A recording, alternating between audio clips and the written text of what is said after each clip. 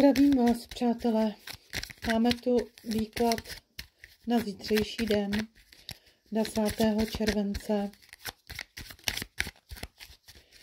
10. července 2025.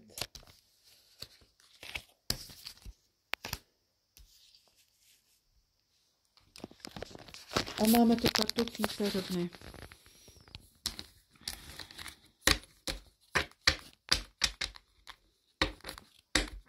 Karta císařovny je symbolem plodnosti, hojnosti,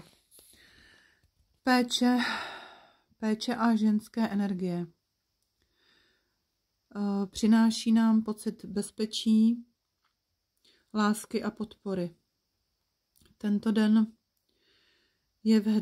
je vhodné věnovat se vztahům, kráse, péči o sebe a o ostatní. Tento den něco tvořte rukama, vařte, malujte, prostě pracujte na zahrádce. Je to prostě pocit,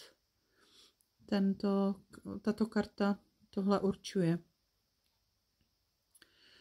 V tento den budou k vás vztahy. Buďte empatičtí k sobě i k ostatním. Dopřejte si odpočinek. Kupte si malou drobnost, radost, udělejte si radost, zasloužíte si to, věřte mi. Co dnes začneš, může mít dlouhý potenciál do budoucnosti. Je čas zasít semínko budoucnosti a bude to mít velké plody.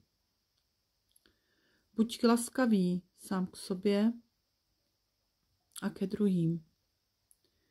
Císařovna tě vede a přináší ti radost, krásu a pocit naplnění. Tak to je, přátelé, výklad na zítřejší den.